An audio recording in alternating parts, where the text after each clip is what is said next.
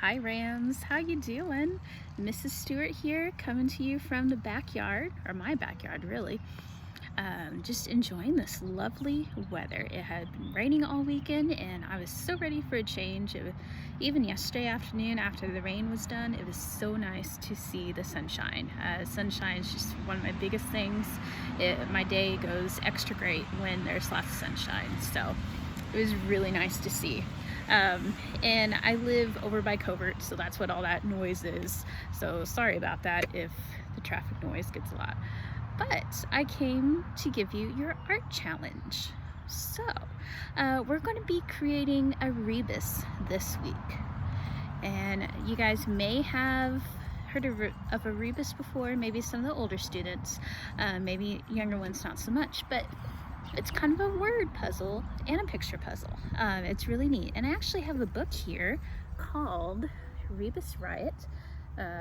It's backwards at the moment, but you'll see it forwards here pretty soon. And just know I have zero rights to this book, so by no means am I trying to claim it's my work. I am just simply reading it to you guys for an example, and I'll talk more about what you can do with it after I read you a few.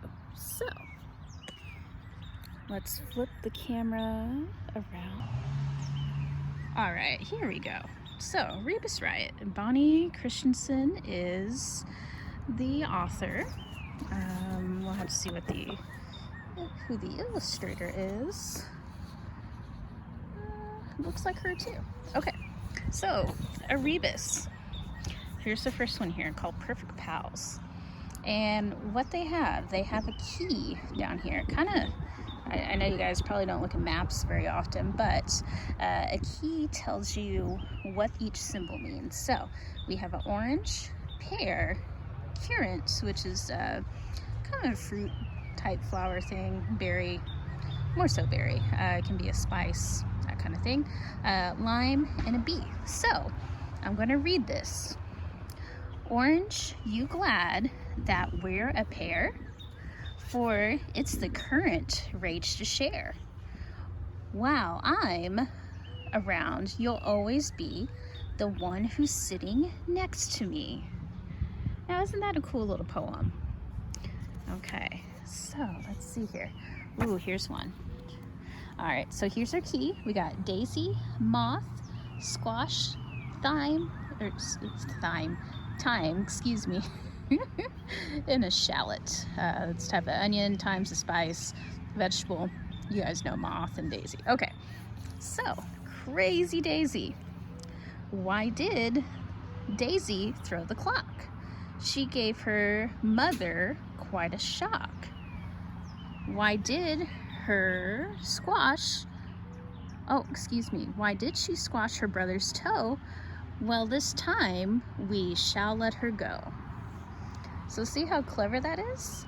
And it says upside down, she threw the clock because she wanted to see time fly. Oh, isn't that clever? And that poor clock, he does not want to fly. Oh my. Okay. Let's see here. There's one about birds.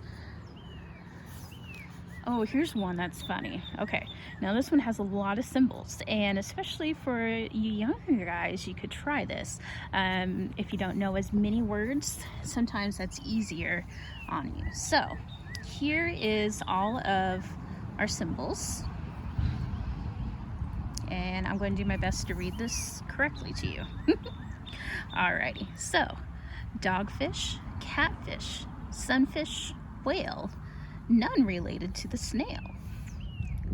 And this one, okay, jellyfish, pipefish, starfish, squid, nothing like the katydid. Sailfish, swordfish, hogfish, sole, none fit in my fishy bowl. Okay, so these are some great illustrations in here. Here's a katydid, a little bit like a grasshopper, but they're actually pretty cool if you ever see one. Okay. All right, here's a neat one. It's called Sweet Talk. And our key over here has honeybee, bear, comb, clover, and honey. So we'll look for those symbols. Sweet talk. Have you ever seen a bee quite as sweet and as nice as me? Although I'm barely even 5, I'm still the bestest me alive. To find me, comb the fields over, that's me singing in the clover. I'm never stinging, buzzing, wild, and that's why you call me Honey Child. So that's a good example of one with more words than symbols. Okay, I'll read you guys a couple more. Oh, here's a sweet one. Okay, so you can see it's about 2 bears. We got carrot, heart, lettuce, turnip, beet, and cantaloupe. Be my Valentine. You may not care it all for me the way I care for you. You may turn up your pretty nose whene'er I plead with you. But if your heart should beat, clever. But if your heart should beat with mine, forever let us hope there is no reason in the world why we two can't elope. And that's talking about the bears maybe getting married. Isn't that cute? Okay. Ooh, here's one. Don't let this scare you. This is goofy here. Okay, monster obedience. So let's look at our key. We got train, sail, wagon, plane, canoe, and buggy. All right. I cannot train my monster pet. His wagon tail will kill me yet. I got him yesterday on sale. They said his love would never fail. But quickly it's becoming plain that he doesn't like this training game. Can you train him, please, for me, or buggy I will surely be. All right. It's kind of like when you guys get a new puppy. You gotta train the puppy. Okay, heebie-jeebies. We'll skip that one. Yakety yak, oh my. Okay, let's check out the key here. A lion, a yak, an otter, a boar, ferret, tapir, bear, hare. This one's pronounced new, even though it has a G there. The G plays this funny silent game, and it's just new, N-U, like N-E-W. Seal and badger. Yakety yak. I'm not lying when I say that Sammy Q could yak all day. He oughter shut his mouth before he gets elected city boar. Ferret. He oughter ferret out a way to taper off his talk each day. It's more than I can really bear. He tells me how to wear my hair. If I knew how to seal my ears, he couldn't badger me for years. Isn't that such a clever way to use all those animal names? Now, don't feel like you have to get super fancy with these.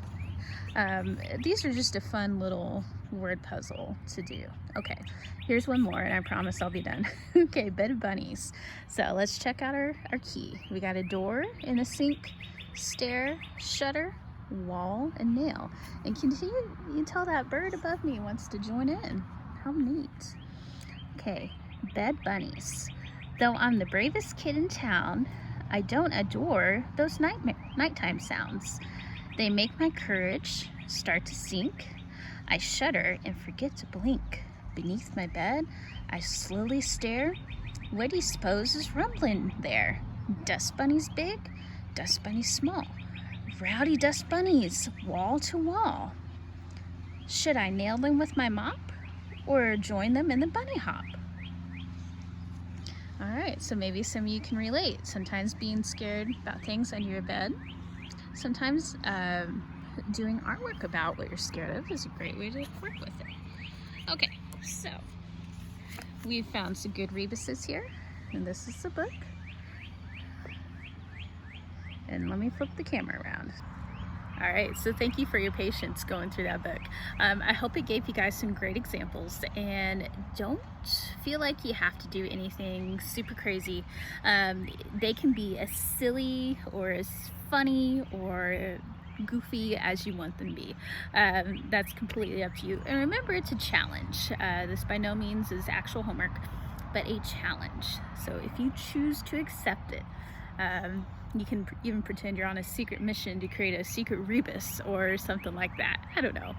You guys use your imaginations and just have lots of fun. Remember to get outside and play on beautiful days. It's so much fun to watch springtime happen and see everything bloom, like my tree I'm enjoying sitting underneath. I even have a rose bush that has two rose buds on it right now, and it's so cool.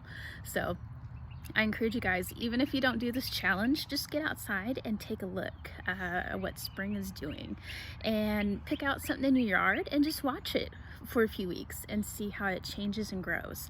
That's always super neat. So I hope you guys have a wonderful time, and I will see you later. Bye.